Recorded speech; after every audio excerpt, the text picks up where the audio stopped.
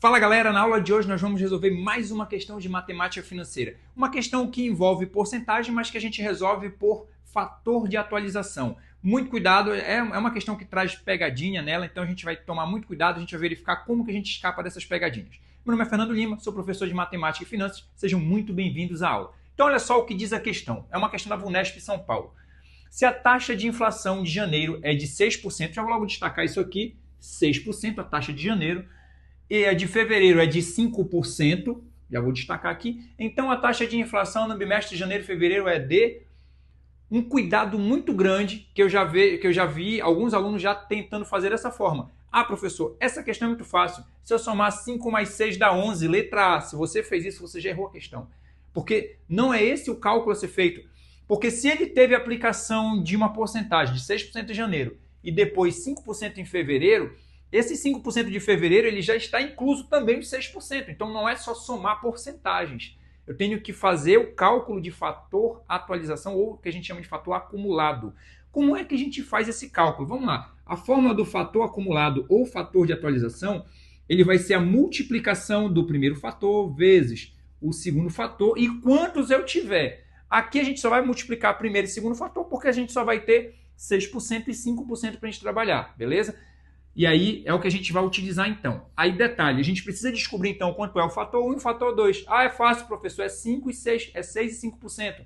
Não, porque a gente precisa primeiro calcular o fator atualização de janeiro e o de fevereiro para a gente poder colocar nessa fórmula e resolver. Vai ser basicamente isso. Então, o primeiro fator, eu vou chamar de fator 1, fator de janeiro, é o que a gente vai calcular aqui. Como é que a gente faz para calcular o fator atualização? Vai ser a taxa, vai ser 1 mais a taxa, tá?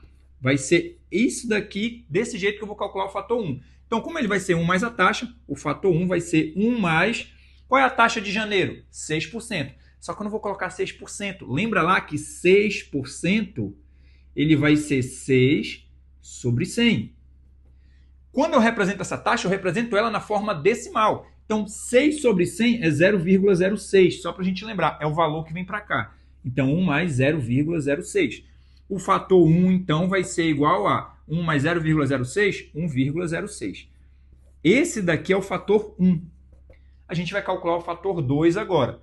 O fator 2 é o fator que a gente vai ter em fevereiro. Então, fator 2 vai ser 1 mais a taxa também. Do mesmo jeito que a gente calculou o fator 1, a gente vai calcular o fator 2. 1 mais a taxa. E aí, qual é a taxa de fevereiro? 5%.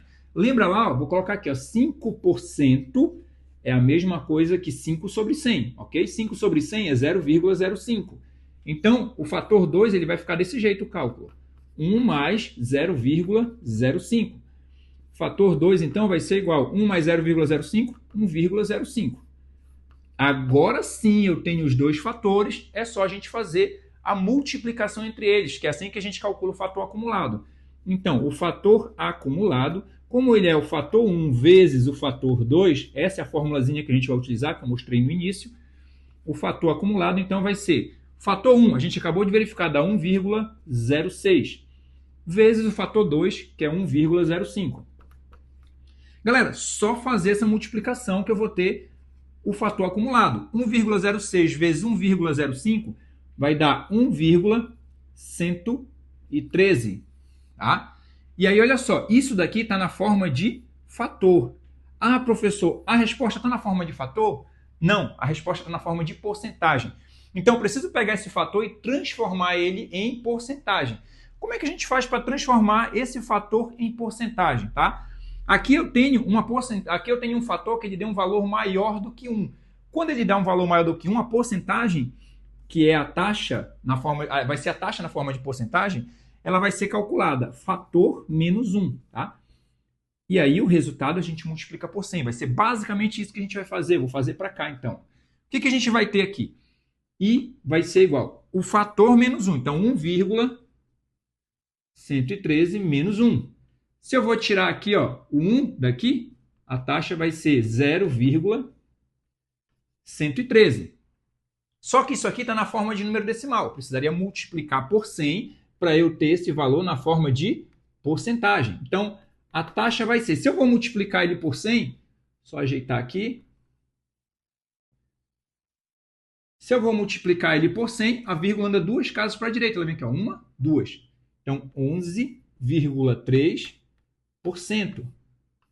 Agora sim eu tenho a taxa na forma de porcentagem e essa taxa é o fator acumulado da aplicação em sequência de 6% de aumento e 5% de aumento. E aí eu tenho como resultado 11,3. Qual a alternativa que tem como resultado 11,3? Letra D. Aí sim você consegue acertar a questão. Então, é um tipo de questão que você tem que ter muito cuidado com a pegadinha para você não querer somar aqui as porcentagens. Toda vez que você tem aplicações de porcentagem de forma sucessiva, uma a outra, você pode utilizar fator atualização, que aí você vai descobrir quais são os fatores que você vai multiplicar ali e depois de lá você vai extrair qual é a porcentagem com a qual você está trabalhando ali, que no caso seria a resposta que a gente encontrou. Beleza? Galera, então essa era a aula que a gente tinha para hoje. Se você gostou, deixe seu like, inscreva-se e ative o sininho para receber as notificações das próximas aulas. Até mais, galera. Valeu!